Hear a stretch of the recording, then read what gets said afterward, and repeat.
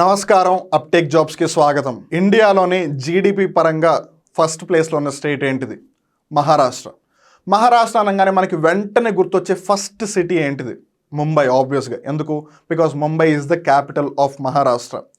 ముంబై యొక్క పాత పేరు బాంబే.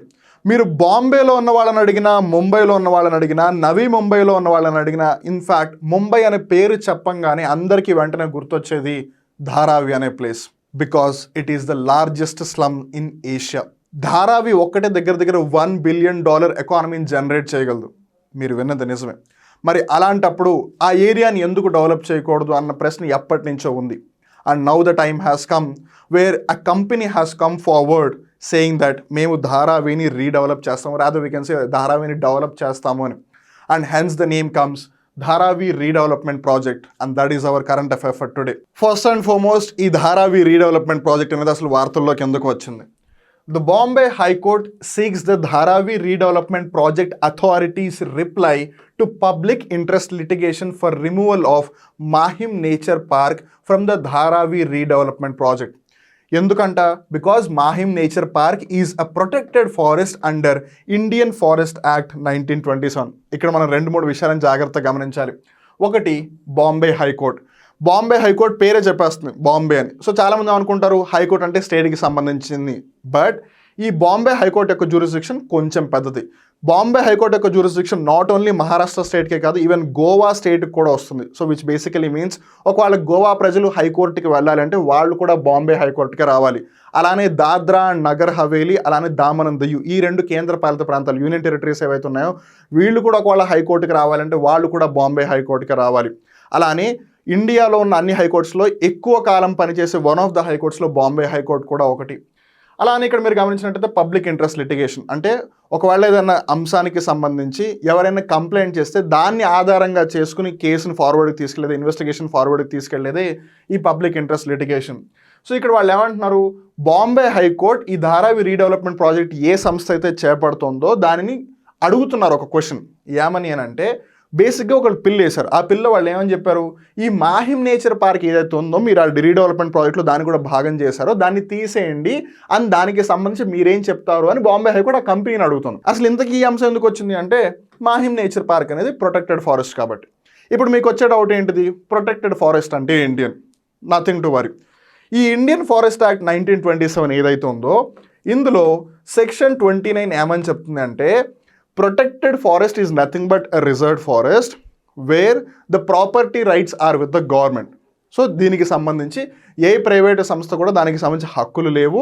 అండ్ ఒకవేళ ఏదైనా చేయాలన్నా గవర్నమెంట్ దానికి సంబంధించి హక్కులు ఉన్నాయి. అండ్ మీరు ముంబైని గమనించినట్టయితే అది 3 వైపులా సముద్రంతో కప్పబడి ఉంది. సో ఒకవైపే ల్యాండ్ ఉంది.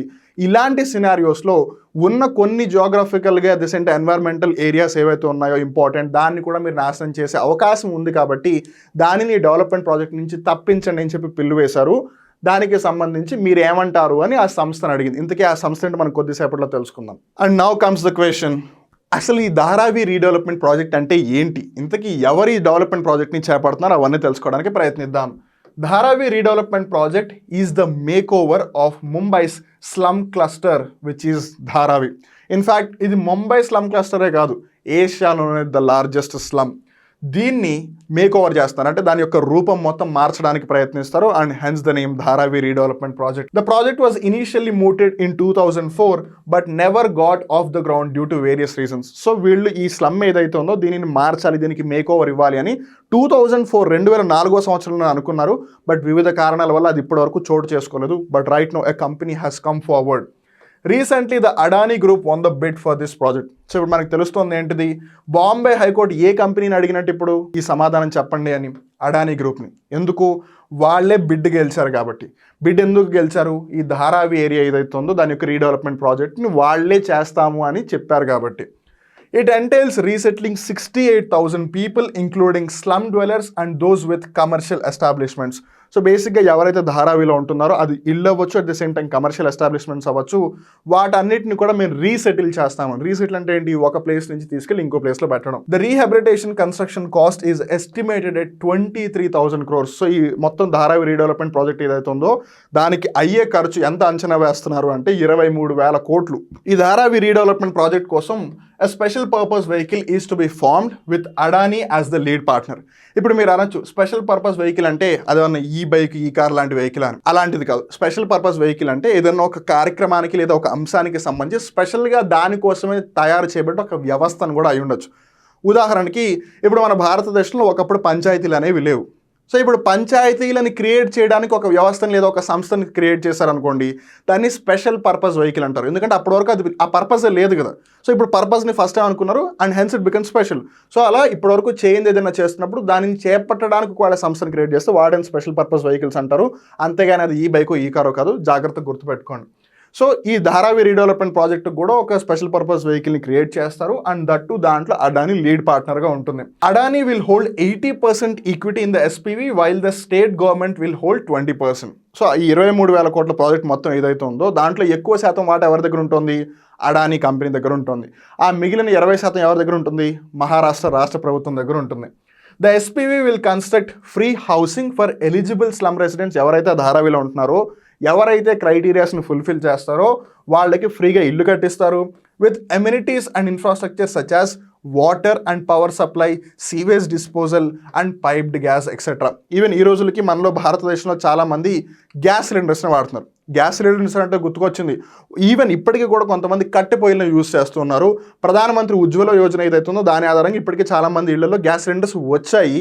ఒకవేళ ఈ ప్రాజెక్ట్ కంప్లీట్గా అయినట్టయితే ఎవరైతే ఆ ఎలిజిబుల్ స్లమ్ రెసిడెంట్స్ ఉన్నారో వాళ్ళకి ఇల్లు కట్టించడమే కాకుండా వాళ్ళకి వాటర్ పవర్ సప్లై కనెక్షన్స్ కూడా ఇస్తారు. అలానే వాళ్ళ ఇళ్ళ యొక్క సీవేజ్ డిస్పోజల్ సిస్టమ్ కూడా చాలా డెవలప్డ్గా ఉంటుంది.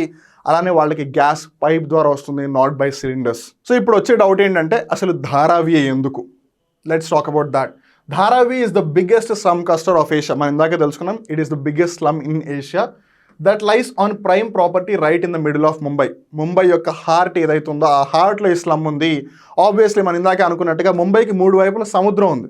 సో అది ఎప్పుడు ఎక్స్పాండ్ అవ్వాలన్నా ఒకవైపే ఎక్స్పాండ్ అవ్వాలి. ఇలాంటి పరిస్థితులలో ఏదైతే సిటీకి మధ్యలో ఉందో అక్కడ ఏషియాలోనే అతిపెద్ద స్లమ్ ఉంది అని అంటే obviously it will always grab the eyeballs, right? And hence came the idea of redevelopment. It is spread over 300 hectares of which the state government has notified 240 hectares for the project. So ఇక్కడ మనకు తెలుస్తుంది ఏంటిది, ఈ ధారావి మొత్తం ఏదైతే ప్రాంతం ఉందో slum ఏదైతే ఉందో అది మొత్తం కూడా 300 హెక్టార్లు ఉందంట. అండ్ ఈ రీడెవలప్మెంట్ ప్రాజెక్ట్కి సంబంధించి ప్రస్తుతం 240 హెక్టార్స్ వాళ్ళు నోటిఫై చేశారు ఈ ఏరియాలో ఆ ప్రాజెక్ట్ జరుగుతుంది అని. ఇప్పుడు చాలా మందికి ఇండియాలో ఏకర్స్ అన్న అలవాటు, వాళ్ళకి హెక్టర్లు అంటే అంతగా తెలియదు. So 1 hectare is equal to 2.471 acres. అంటే 1 హెక్టర్ ఎన్ని ఎకరాలు అంటే 2.471 ఎకరాలు. సో ఈ విధంగా మీరు 300 లేదా 240 క్యాలిక్యులేట్ చేసి తెలుసుకోవచ్చు ఎన్ని ఎకరాలు ఉంది ఆ ధారావి మొత్తం అని. సో ధారావిని ఎవరు ఫౌండ్ చేశారు లేదా ఎవరు స్థాపించారు అంటే 1882లో బ్రిటిష్ వాళ్ళు స్థాపించారు. During the 18th century, unplanned localities started to grow when the process of urbanization of Mumbai was going on. ఎప్పుడైతే ముంబై మెల్లిమెల్లిగా అర్బనైజ్ అవుతుందో అప్పుడు డిఫరెంట్ ప్లేసెస్ నుంచి వచ్చి అందరూ కూడా అన్ప్లాన్డ్గా సెటిల్ అయిపోయారు. ఇష్టం వచ్చినట్టు ఎక్కడ పడితే అక్కడ సెటిల్ అయిపోయారు అనమాట. అలా వచ్చింది ఈ Dharavi. Apart from the currently estimated 56,000 families, it houses tens of thousands of small commercial establishments ranging from pottery to leather work. In fact, it's just not a slum. ఇది ఒక ఇండస్ట్రియల్ ఏరియా అని కూడా చెప్పవచ్చు. ఎందుకంటే కుండల దగ్గర నుంచి లెదర్ తోలు వరకు కూడా ఎన్నో ఇండస్ట్రీస్ ఉన్నాయి అండ్ చాలామంది ఫుడ్ సప్లై కూడా చేస్తూ ఉంటారు. And hence it's not just a slum. అందుకే ధారావికి సంబంధించి ఎప్పుడు కూడా అంత ఇంపార్టెన్స్ ఉంటుంది. But living conditions are quite poor given the density and the lack of many basic amenities. But again ఇంకో కారణం ఏంటి ధారావి ఎప్పుడు వార్తలో ఉండడానికంటే ఈవెన్ దో అంతమంది జనాలు ఉన్నా సరే అక్కడ హైజీన్ అనేది అంతగా ఉండదు. అక్కడ బేసిక్ ఎమ్యూనిటీస్ అంతగా లేవు. అక్కడ చాలామంది ఇళ్లల్లో అసలు టాయిలెట్సే లేవు. అందరూ కూడా పబ్లిక్ టాయిలెట్స్ని యూస్ చేస్తారు. సో పబ్లిక్ టాయిలెట్స్ అన్నప్పుడు ఎస్పెషల్లీ ఉమెన్ అలానే చిల్డ్రన్ ఎవరైతే ఉన్నారో వాళ్ళకి చాలా ప్రాబ్లమ్స్ వచ్చే అవకాశం ఉంది. కన్సిడరింగ్ ఉమెన్కి ఏమో menstrual hygiene which is very important. అలానే పిల్లలకి తొందరగా డిసీజెస్ అటాక్ అయ్యే అవకాశం ఉంది. But even then required amenities అని ఇప్పటివరకు రాలేదు, వాళ్ళు ఎప్పుడు కూడా ఇన్ఫ్రాస్ట్రక్చర్ని డెవలప్ చేయడానికి ట్రై చేయలేదు. ఈవెన్ కోవిడ్ వచ్చినప్పుడు కూడా అందరూ భయపడింది ఏంటంటే లాక్డౌన్ పెడితేనే ఇంతమందికి స్ప్రెడ్ అవుతుంది, ఒకసారి ధారావి లోపలికి కోవిడ్ వస్తే అప్పుడు ఏంటి పరిస్థితి అని. అలాంటిది ఏమీ జరగలేదు. ఈవెన్ దో మహారాష్ట్రలో మరి ముఖ్యంగా ముంబైలో కోవిడ్ కేసులు ఎక్కువ ఉన్నా సరే ధారావిలో మటుకు కోవిడ్ కేసులు అంతగా రాలేదు.